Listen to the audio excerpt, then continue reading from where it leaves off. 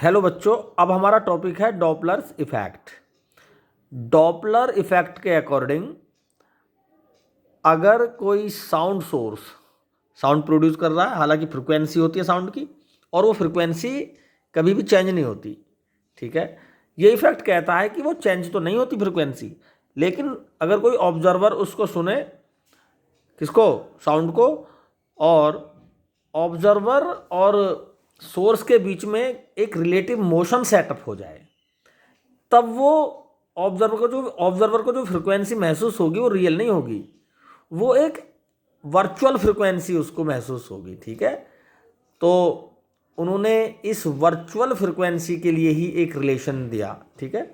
और इस तरह से अगर ऑब्जर्वर और सोर्स के बीच में कोई रिलेटिव मोशन सेटअप हो जाए तो जो फ्रिक्वेंसी उसको सुनाई देती है वो वर्चुअल होती है। इसी इफेक्ट को क्या बोलते हैं हम? Doppler effect.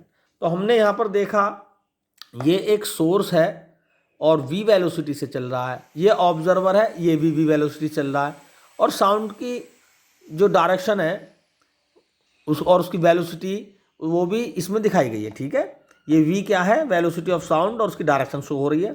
vs velocity of source और vo वेलोसिटी ऑफ ऑब्जर्वर, ठीक है। तो इस कंडीशन में हम देख सकते हैं दोनों ही ऑब्जर्वर और सोर्स दोनों ही क्या है, एक दूसरे के रिलेटिव मोशन में है, ठीक है।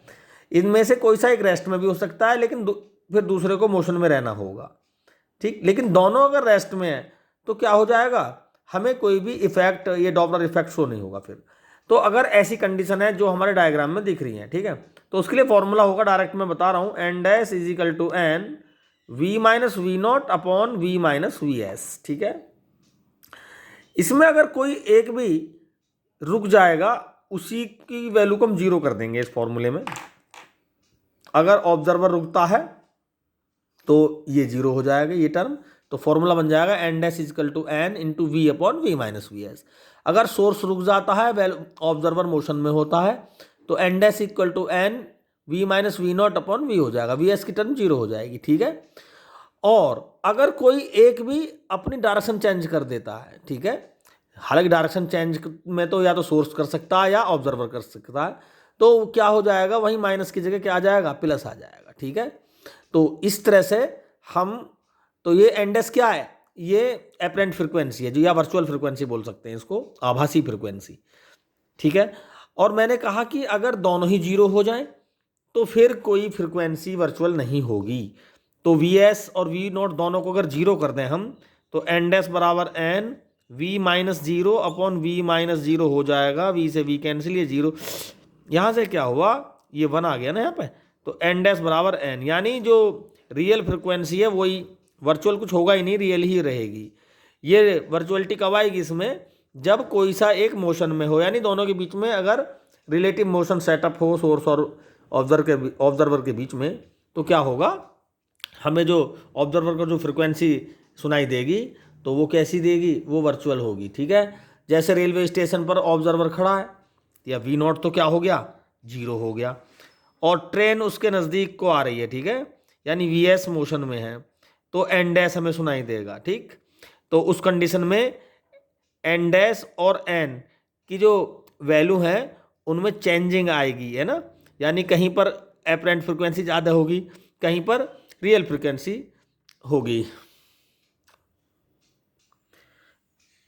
इस कंडीशन में जो वर्चुअल फ्रिक्वेंसी है और रियल फ्रिक्वेंसी है उनमें कुछ कंडीशंस हैं जो नीचे दी हुई हैं।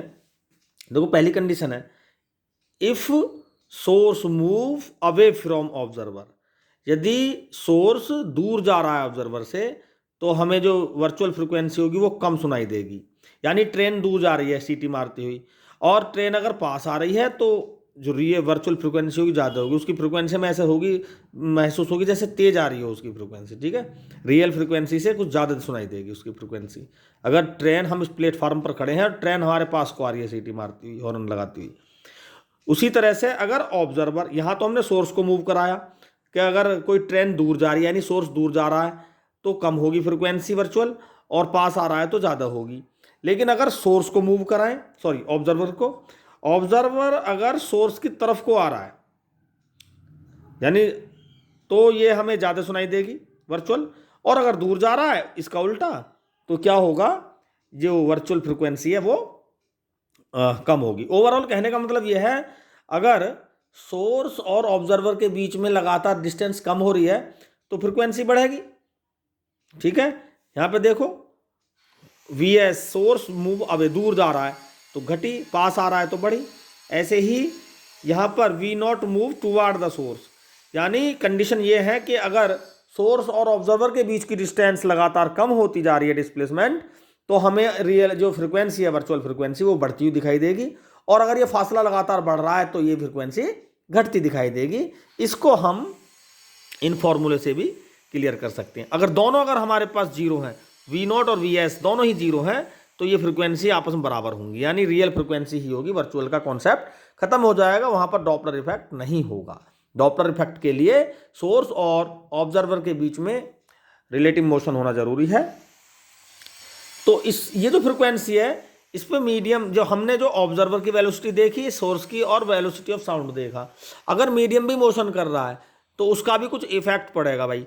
जैसे हवा चलने लगी, साउंड की डायरेक्शन में चल रही है, तो वी डब्ल्यू क्या है, एयर की वेलोसिटी, तो एन डैश बराबर एन, तो वेलोसिटी में डब्ल्यू और हो जाएगा minus V naught, V plus W minus V S. ठीक है, और अगर अपोजिट डायरेक्शन में चल रही है वेलोसिटी एयर की, सॉरी वी डब्ल्यू है, ठीक है, वी डब्ल्यू, अगर अपोजिट डायरेक्शन में है ये हवा या मीडियम का वेलोसिटी अपोजिट डायरेक्शन, तो यहाँ माइनस आ जाएगा। ठीक है, तो इस तरह से डॉपलर इफेक्ट में ये न्यूमेरिकल बेस्ड टॉपिक है।